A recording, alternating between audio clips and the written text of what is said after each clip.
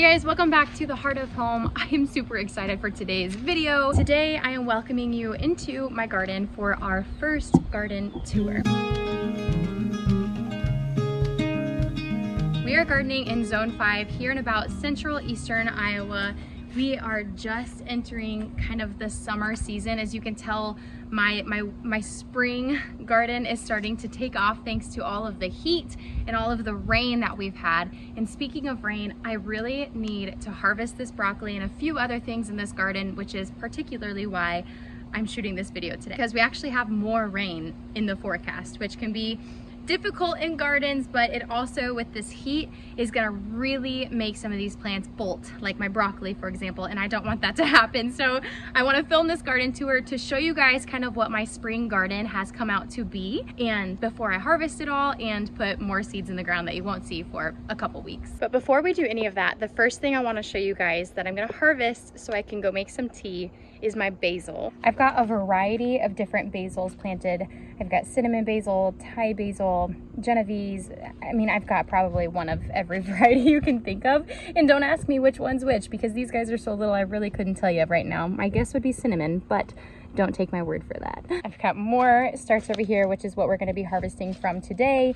As you can see, they're getting really tall. And basil, like many other plants we're gonna talk about today, when you prune back basil, you wanna prune it back to right here. Do you see this spot? You've got a leaf coming off on this side. You've got the main stem right here. And then you've got this little offshoot in the middle. Some people call it the armpits, some people call it the crotch. You call it whatever you want to call it. But when you harvest basil, I pinch mine right there. Now the reason why, because you're encouraging the plant to grow more horizontally than you are vertically. Otherwise, this plant would just continue to shoot upward and upward and upward. It would probably end up falling over. But if I can prune it back early on, like when I see about 4 to 6 different sets of leaves on the main stem, that's when I know, okay, it's time to prune this back. We'll encourage this plant to grow more horizontally and to become bushier. That's what I prefer. You don't have to do that, but it also is a great excuse to prune your basil and to go make some basil tea. Now this basil, he's not looking so hot. But these guys that I started from seed, they are.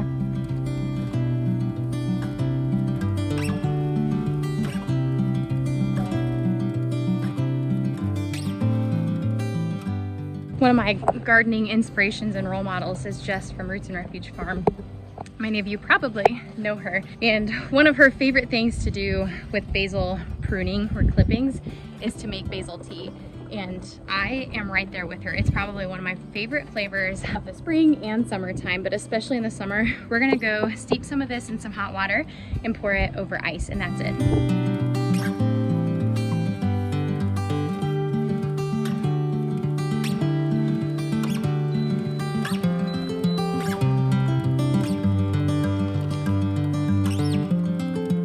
I'm gonna let that steep for about 20 minutes or so, which is exactly when, man, if you guys could smell my kitchen right now, it's exactly when my sourdough crackers are supposed to be ready. But today's video is not about anything that has to do with the kitchen. It's about our sweet suburban garden. I have been gardening literally since I can remember, thanks to my mom, who always wanted to garden. However, she is what we would call someone who has a black thumb and is not very good at gardening. Now, gardening is not hard. It's just that it does take a certain mindset and a bit of knowledge, but it's not hard. Plants want to grow, as you can see here. All of these plants want to grow. But ever since I could remember as a young girl, I wanted so desperately to get the garden to work for my mom. I wanted the tomatoes to grow. I wanted to try sweet potatoes. I tried everything we could. We'd go up to the Ace store in our small little town and grab plants that we thought would be fun to put in the garden. And we did. And I learned, and I made a lot of mistakes. But now, after being married and finished with college out in South Carolina and moving back to Iowa and settling into a new life, a new season, I have felt this call to really steward gardening well, even when it's on a small scale like we are right here in the, not necessarily the middle of town. We are in a suburban area, but we're on the edge of a larger city, so it's a little more quiet. Now, I have grown from Ace Hardware plants into good, wholesome heirlooms, some hybrids, planted right here in this garden. I do shop at the farmer's market now. That really wasn't a thing when I was younger. And so you're gonna see a variety of different plants in this garden today from different places as well. Some of the seeds that I have planted in my garden, my number one is probably Organo Republic. I do have a link below if you're looking for a great seed company with great germination rates right here in the US. This company sells their seeds in seed packets, which is really cool. This isn't a video to talk about that, but I just want to encourage you guys, if you're looking for something, go check out the description below. Another seed company that I love to buy seeds from is Baker Creek and my gardener. My in-laws gave me a bunch of seeds from Seed Savers, so I have a conglomeration of seeds from a variety of places, which has made it very difficult to remember the companies of the seeds that I have in my garden today. So just give me grace, because eventually it'll become routine and I'll be able to recall what those are, but I can't tell you what the plants are. So I started some of the seeds in this garden from seed. Inside, I am slowly discovering that I am not the biggest fan of seed starting. Now, we don't have the most ideal setup in our home right now, especially because we're remodeling. If you're not new here, you know that this is the process. It's been about 2 years in this house and we're still not done. But what is done, and is, well, I shouldn't say done, what is really close to being done is our garden. We do have all the beds done. We've yet to add in our chicken coop, to add in the arbor that's gonna be in the main entrance, and we're thinking about how to floor the garden. Right now I just have some weed barrier tarps, some cardboard, as you guys can see, some weeds themselves, which are not technically weeds, they are medicinal. We've got broadleaf plantain, we've got dandelions, all sorts of stuff in here. I love to be in the garden barefoot. Ironically, I'm not right now. It's just because I have not taken my shoes off since our errands this morning. We've talked about either just laying some really nice tarp, which would not be ideal, but it's probably the safest thing for me to walk barefoot in, or my parents have a bunch of bricks, and so we thought about maybe bricking the garden, which would look so beautiful. It would look so much like a cottage garden. I would be in love, but it'd also take a ton of work. So right now, when you see the floor in this garden, just know this is a process and it's not done. All right, enough talking, let's get started. One of my goals this year is to ferment a bunch of hot sauce on my own, which I've never done before. I got into fermenting last year, and so this year I'm hoping that I can focus on replacing our hot sauce for the year instead of buying a bunch of local hot sauce. And one way that we have to do that is we have to grow a bunch of hot peppers. So the peppers you see here, I bought at the farmer's market that were all pre-started in a very nice greenhouse. And the peppers you see here are all from my greenhouse, which I hate to say I abandoned after a while because it was a lot of work and life was getting really crazy. But let me show you guys some of the varieties we have here. They're blooming. Look how beautiful that is. So this hot pepper right here, this is called a Forever Flame. I do have a couple of them. I've got some Georgia flame peppers behind there. Now, typically when I buy plants from the store, from the farmer's market, if they have any blooms or fruit on them, I pick them off, because if you think about a plant directing its energy, there's three different things, right? A plant is going to direct its energy to germinate, to grow, to become a seedling. It's going to focus on its root system, and then it's going to put energy into the flowers, producing the fruit essentially, and fruiting, right? The sole purpose of any plant is to multiply, to produce seeds, flowers, fruit, whatever it might be, depending on the plant, for them to fall to the ground and for the plant to multiply into the next generation. So when you buy a plant and you're bringing it home, you might think, oh, I'm gonna buy, you know, the one from tomato plant from Menards that has 6 tomatoes on it already. Well, I hate to say it, but it's probably not going to thrive unless you pick those tomatoes off. You can do that. I'm sure some people have found great success, but I'm telling you, you will find better success if you eliminate the other variables that the plant is putting its energy into and help it to just focus on rooting again, because you're disrupting the root system when you buy it and transplant it. If you don't transplant it, then whatever. But just a little thought there for you. So right here, we've got, this is a Brazilian starfish pepper. I personally have never heard of any of these varieties, which is why I bought them. The guy was telling me he grows them all organically, which I loved, but he grows a bunch of different fun varieties. So I couldn't tell you where these are from. He doesn't really have them labeled. This is another Brazilian starfish pepper. That's another one. We've got goat horn peppers. I am so curious about these. He really ranted and raved about these. Caleb and I actually bit into one that was on the plant when we transplanted it because we were, you know, redirecting its energy. And it was spicy, but it was still really young. It wasn't too spicy. This is another goat horn. They're really starting to put off. That's kind of nice because all of these guys did not have their flowers or fruit when we transplanted them because we picked them off. Now over here I've got some Craig's giant jalapenos that are going to be coming up. They were definitely struggling when I transplanted them, but if you can see, these were the leaves that were original to when we transplanted, and these are new leaves right here. So that gives me hope. They just need a lot of heat, which is coming with our heat advisory this weekend. And then, like a true radical gardener, the label came off these ones. So this will be a mystery. I won't know what the majority of these plants are. Oh, there we go. It says datil peppers. That is from Baker Creek. I can tell you that much. Those were free seeds that were sent to me after I ordered so many. And now I've got video records. So when that tag washes away, Courtney, future Courtney, these are datil peppers. This right here is a pepper that is not going to survive. I'm pretty sure these are cayenne. I did put more seeds in the ground, so in the coming weeks, after all this heat we're about to get, we should start to see more seeds pop up. And this is a sweet row of dill. I'm just adding some filler herbs wherever I can. Peppers, if you don't know this already, there's a saying with peppers that goes like this: they love to hold hands. Peppers don't mind being grown close together. They love the heat, but they also love the shade, the fruit. But the fruit really enjoys the shade because if the fruit's exposed to sun, it is also being exposed to the potential of like sun's cold. Not super common, but if it was having direct sunlight for, you know, 8 to 10 hours a day, it could happen. And so planting your peppers close together, like within 6 to 8 inches, is actually good for them. They will benefit because of that. These are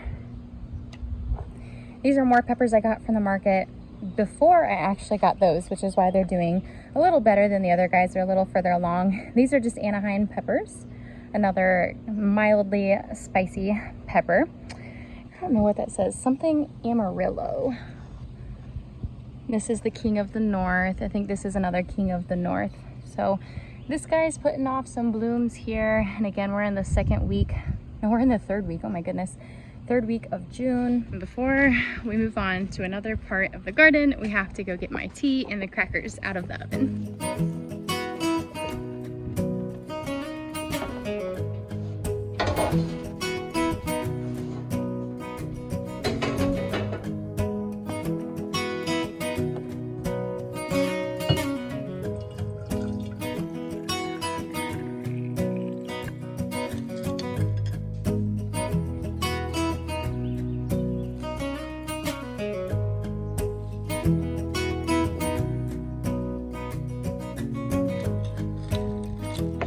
You guys could taste this.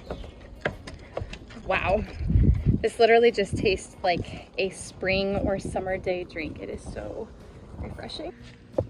Okay, so this cattle panel is new and wonky.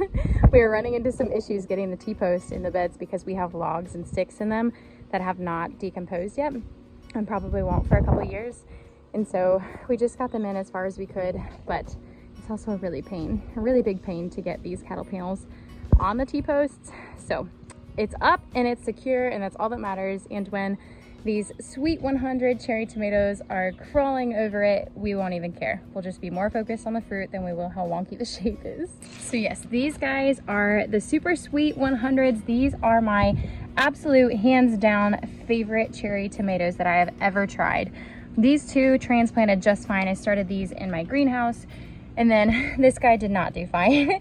And so I actually planted a couple little wee babes, and this is my first time seeing them. So happy birthday, little guys. And on the other side, we've got some ground cherries, which if you guys were here last garden season, you know that these are actually what Silas and I used to come down here and fight over. We would see who could find as many as we could, as fast as we could. They are absolutely his favorite thing in the garden. Ground cherries are probably the most prevalent volunteer plant I've had in my garden coming back this season, which is technically season 2 in this garden, at least on YouTube. I think this is our third when did we move here? No. Our first year, so right after we moved here, because we moved into this house in August, I had to abandon my old garden right before harvest season, which was so sad. But thankfully the people moving into our home were an expecting mother and her husband. And I'm hoping, and I'm telling myself, that they reaped the harvest of that garden that I sowed. There are tons of ground cherries that are popping up all over the place. And so I actually grabbed 2 of them.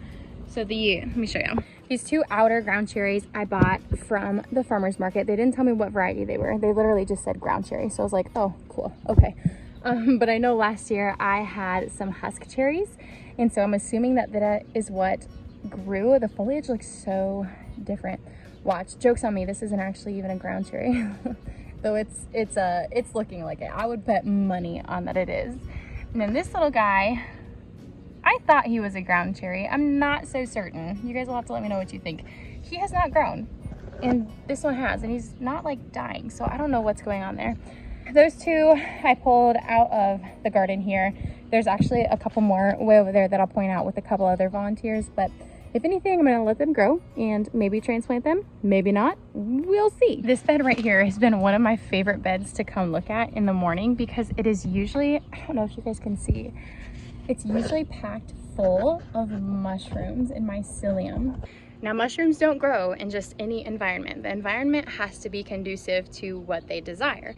And so seeing all the mushrooms growing in this bed just tells me that it is healthy. It's a healthy ecosystem. Obviously, I had 100% germination rate in this bed, which didn't necessarily have to do with the soil. It's more having to do with the seed, but it's a good start. And then I saw all these mushrooms pop up. The soil is beautiful. It's black, it's rich, it holds moisture really well, but not too well. It's well ventilated, it's looking great. And so the fact that mushrooms are growing here tells me that the soil is doing really well. Now I do have Organo Republic's Provider bush beans growing here. My goal is to store up some more beans because we went through all of our beans this last winter. And so I've got 10 different bushes planted here, and then as soon as they're done I'll probably grow some more because beans and other legumes for that matter typically grow pretty quickly. And so that's the goal here is I'll harvest all of these. They are a bush bean, so bush beans are determinate, which means they're going to put off their fruit around the same time all at once, whereas an indeterminate bean, like one that grows or trellises, is going to put it off slowly, kind of like my snap peas over here. These guys we've been harvesting every morning. We usually get around 6 to 8 just with how big the plants are right now.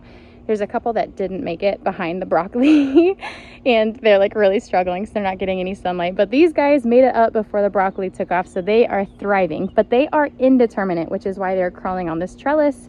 Oh, and look, I actually forgot one. Oop. And then I dropped it. So I need to find that real quick. It's gone. The bugs can have it. So I asked y'all on a previous video what you thought these plants were, and nobody has guessed it. These are actually black garbanzo beans. Now my brother-in-law and I have tried starting these from seed, and we both have ran into these guys being really finicky when having to transplant them.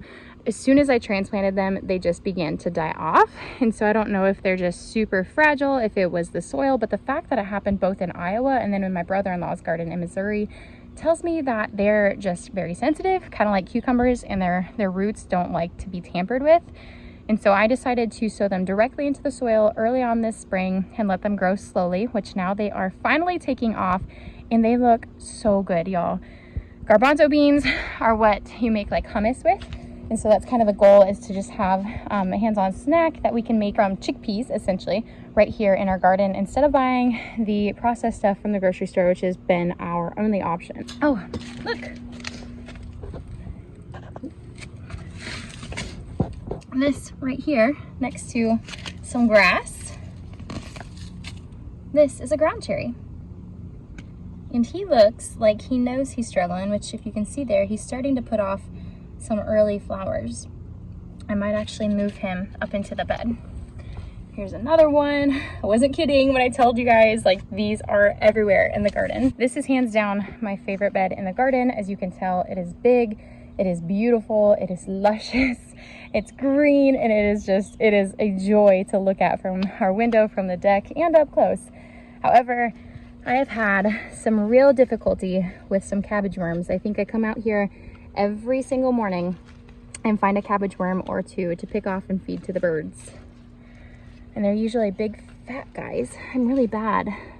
There's one right there. See that guy? Now that's a young one. But these young ones are hard to find because they're so little. But they grow quickly and they will eat right through this cabbage. So I'm trying to give it more time before they burrow into it, but I'm not sure. I'm not sure if it's gonna make it. The guys next to it, like this guy's really small. This guy's really small. That guy's really small. This guy's really small. And this guy is perfect. He is beautiful. And weirdly enough, I have not had any cabbage worm damage on this guy. So they are staying to the one over there, which I'm okay with, as long as they leave this one alone. If I can get one head of cabbage to ferment some sauerkraut with, I'll be golden. On the other hand, all of my broccoli is looking so good. I actually need to harvest this. Isn't that so cool, guys? Look, it still has little pockets of water from the dew from the morning on it. It's so beautiful. I love the way that plants actually collect water. But they are absolutely ready to be harvested. However, I know when I harvest these, there's gonna be a big gap in my garden, which is basically a big gap in my heart. It's really unfortunate. That's the worst part of gardening, is harvesting, because then the beauty is gone, even though it's going to your kitchen and it's gonna feed and nourish you and your family. I still just love to sit in its presence because it's so beautiful. Now, I forgot to mention, I actually have more pepper plants planted here. Couldn't tell you what they are. I've got it noted on my phone, but none of them have popped up yet. And this is not actually a Jersey Devil tag. This is just my tag telling me, hello, this is where you stopped planting. I've got my survive or die plants from the greenhouse out here, so if some of my tomatoes die off, I can just grab one of the ones I didn't get planted. Now, I'm really sad. This is kale. That doesn't make me sad. What makes me sad is I don't remember what variety it was that I planted. So if you're looking at this and you know, please just shoot me a comment or a message somewhere on social media, because I'm quite curious. I could go back through and look through my seed varieties, but honestly, I just don't have time for that. This was another like miniature broccoli variety. I'll put it up on the screen. I'll have to check out what it was called. They are struggling because it's getting so hot. As you can see, they're kind of wilting. The soil is plenty wet, but the plants are just, it's hot. It's a hot one today, guys. Here's some more of, well, kale, broccoli, and sweet peas. But in this chaos, I actually planted 2 cucumber plants. Now, our pickling, I gotta re-trellis this guy. I don't want him to go up the old okra stalks. I want him to go up the cattle panel. I was not planning on growing cucumbers this year. However, my pantry said otherwise. Guys, I made the worst mistake ever. I did an entire batch of Amish pickles and forgot the prime ingredient, other than the pickles, which was the cucumbers, the vinegar. And so when we opened a jar of those just a few months ago, I ate one and I was like, oh, that did not taste right. And then I realized it's not that it tasted bad, it just didn't taste like a pickle. It tasted like a wet cucumber with like some peppercorn and garlic. And it was devastating because I don't even know how many jars I did in that batch, maybe 10 to maybe 15 to 20 pints. But yeah, they're gonna have to be composted because I'm not eating water cucumbers that have been sitting in jars for months, because it just does not taste like a pickle. But on that note, I have to grow more pickling cucumbers, which I was not planning. So they are gonna be sharing a trellis with loofah that a sweet viewer sent me. Actually 2 different people sent me some loofah seeds. I really would love to obviously harvest them and use them as loofah replacements in the shower, but more importantly, I'd like to get some local goat milk and make some goat soap bars with loofah in the middle. And so you have the scrubby component and then the soap component, but I would love to do that instead of having to buy them from someone locally, which isn't obviously the worst case scenario. But if I'm trying to live a more sustainable life and learning these skills, then I'm gonna try it. I'm gonna try it at least once. So I'm growing loofah for that very purpose. Now you might be wondering, how in the world are cucumbers and loofah gonna share the same trellis? Well, these cucumbers, one, are taking off very, very quickly. They will probably grow faster. It takes them less days to get to maturity than it does loofah. Now, yes, this loofah is technically taller, though I've had these seeds in the soil for I don't even know how long, and I just started growing my cucumbers. They're a quick germinator, quick grower, and then as soon as it starts to get very hot, like it's going to this weekend, unfortunately, but fortunately these are not actually blooming yet, cucumbers begin to struggle. And so my hope is that they will have enough shade eventually from the loofah, but if anything, they will mature faster than my loofah will. The loofah gourds are going to be hanging on this trellis literally until they are dry, and I harvest them this fall. This will probably all be harvested by the end of July. Oh, look guys, a cute puppy, but also another ground cherry, and it's flowering already. I just shared with you guys in a recent video, so if you're here and you've seen that video, here's your update. These potatoes are maybe 3 weeks old that I put in here, and they have already come up to the top of this bag. I desperately need to add some soil down in the bottom so that they can continue to mound up. But these are just red potatoes in here, just in a little soil bag that you can buy online or from a local store. I've got purslane growing here. No, I did not plant it, but it is edible. Most people would call it a weed. However, I'm gonna let it take over in here. I tried growing peppermint in this container from seed, but peppermint seed, oh, there is some right there. You guys see that? Wee little peppermint starts, they're coming in. That's pretty exciting. Peppermint seeds are super teeny tiny. And so I thought maybe they all washed away. So I'm just letting the purslane take over. I've got some more, I think this is Genevieve's basil. Little leaf broken off. Could just be sweet basil too. I've got some Egyptian onions that, if you guys remember, I said I planted these here from my grandma's temporarily last season. And this has just quite honestly become their permanent spot, which is okay. So these Egyptian onions, or walking onions as some people might call them, they're fascinating. They actually re-sow themselves. So at the top of the onion stalks, they grow these little bulbs, and it's basically just new onion starts. And so the reason they're called walking onions is because when they get tall, like this plant used to stick straight up, just like the one right here. And then the weight knocked it down. And then at the very top of that shoot is the weight. So here's the heavy part that was knocking it down. And these seeds will eventually fall down into the soil and root, and then stick up another one next season or later on this season. And so the idea is that, you know, they grow, they fall, they grow, they fall, they grow, they fall, which is exactly why they are called walking onions. The more you know. So this bed is kind of coming to the end. This was our radish bed that was also being dug up by squirrels, ironically. And so I got some bird netting to really confuse them, and it did help. They stayed out of my garden bed. I've got kohlrabi here too. This will continue to grow for a while. It's just starting to kind of bulb. As you can see there, they bulb up right above the surface there, but they are not ready yet. These other guys, these are all radishes, but radishes are definitely, oh, this guy's ready. Let's harvest him. Here we go. That's beautiful. We'll be eating him for dinner. Radishes are a cool weather crop. That makes me wonder what other ones. There's definitely some that are ready.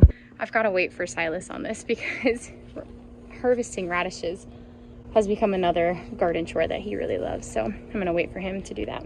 But radishes are more of a cool weather crop. They are typically quick to germinate depending on the variety that you planted. I have a mixed match variety from Organo Republic. They have an entire seed package that you can buy that has like 50 plus different varieties, at least when I bought it. And so now instead of keeping track, I'm just trying to go through them so I can buy more. And so I just kind of randomly pull one out and I say, all right, this one's it. So we've got all sorts of different varieties in here. It's kind of fun because now I pull them up and I'm like, huh, what's it gonna be? It's a mystery. So here's a good example of spinach, or a plant going to bolt. Spinach is another cool weather crop. This actually overwintered for me here in Zone 5. So if you're watching this and you're in Zone 5 or Eastern Iowa, just know that you can plant your spinach seeds in the fall, or the late fall, early winter. Give them some good coverage and they will more than likely come back. I remember 3 years ago when we were in our house in Grundy Center, the garden bed, I planted spinach and I've never grown it before, and I didn't know what I was doing. They said cool weather, so I planted it in the fall, but I planted it way too late. And it grew, but then it snowed, and I was like, oh, the plants, they've got to be dead, right? Well, no, I would go outside and there were spinach leaves, I kid you not, popping through the snow. Like when it's one of those really light, fluffy, kind of warm snows, not like the super cold, wet, frigid ones. It was growing through the snow. Like the snow was a blanket, like a cover up for the spinach. And so I was just absolutely fascinated. So, but this is what it looks like. I came out here like maybe 2 days after harvesting it and it was already all bolting. So this is what it looks like. Now I am letting this go to seed because I'm hoping that they will just reseed themselves. To have spinach as a ground coverage, especially over the winter, would be wonderful. And this right here, you might be wondering, why does she let weeds grow in her garden? Yes, this is a weed. However, if you didn't know, weed is technically any plant in a place that you do not want it to be in. So this is food. This is medicine. It's not just a weed like it is to most. This is called lamb's quarter. It has a bunch of different vitamins in it. It is actually very similarly eaten and used like spinach. So the fact that it grew in my spinach bed, I just thought was pure comedy.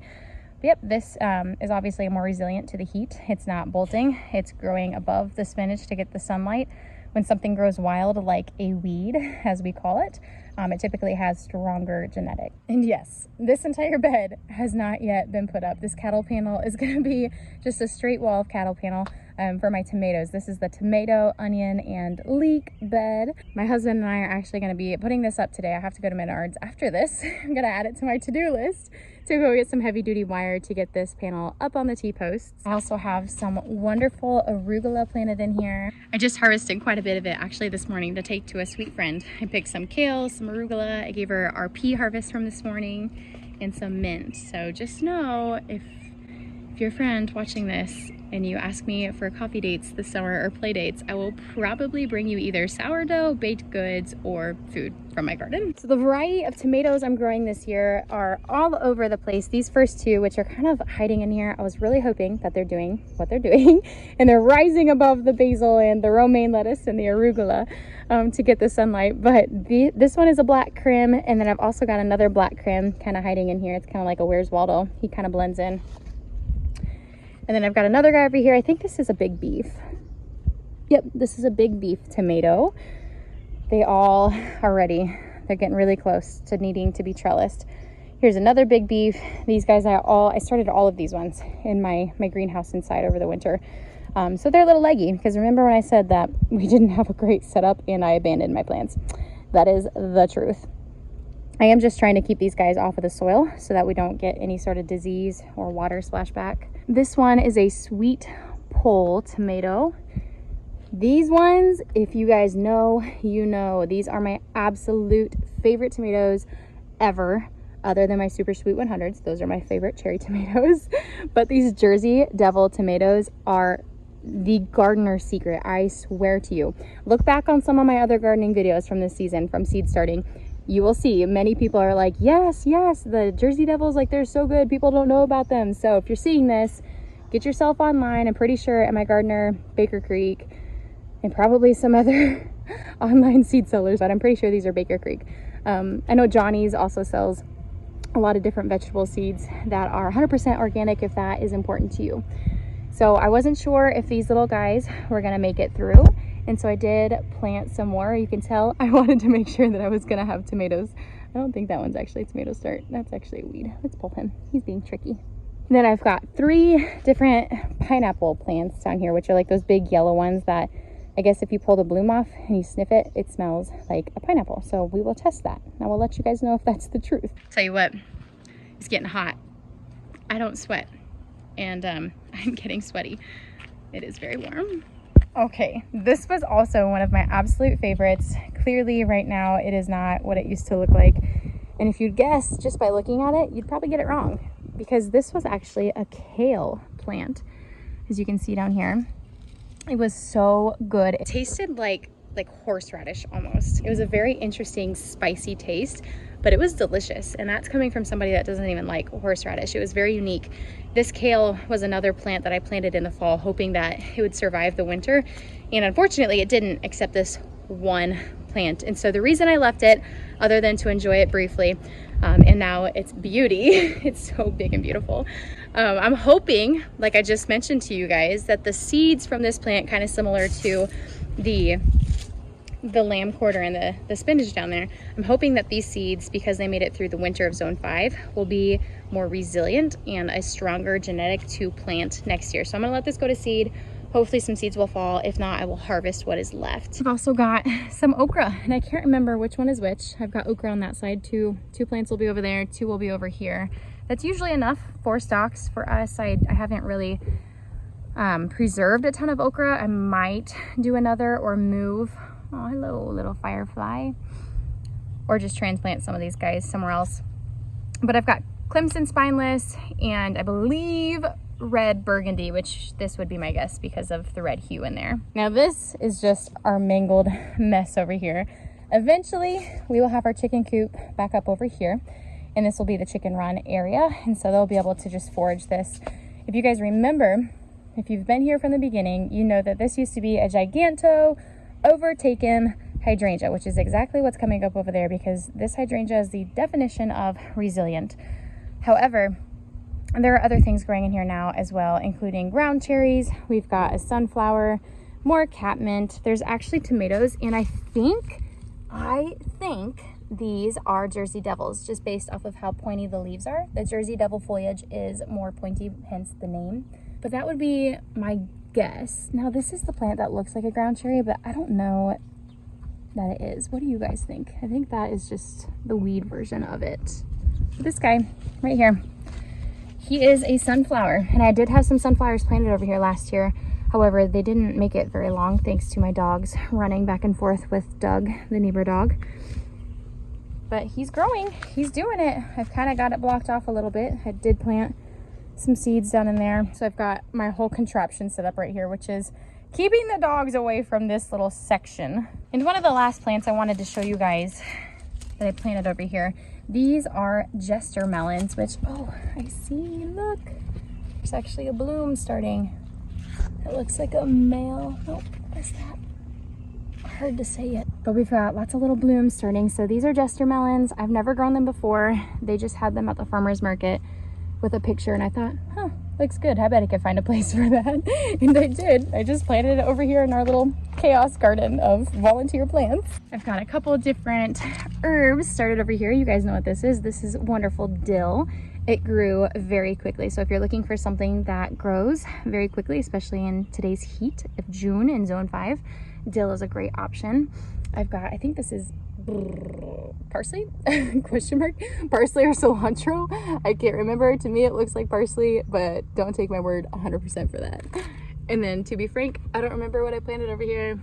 This doesn't, I mean, I guess that could be what I planted. I thought maybe nothing was going to come up because the dill had done so well already. And then I've got some beautiful moonflowers here, which I've been trying, come here guy, I've been trying to trellis this up. I really want it to go up onto our fence so I can see it when it blooms at night. There we go. Apparently these things will get 20 to 30 feet long. So I planted 3 of them. Looks like 2 of them actually came up and are gonna survive. I've got calendula. And then this really pretty guy. This is a Queenie purple hollyhock that I've got planted here next to our very resilient and ever-present catmint.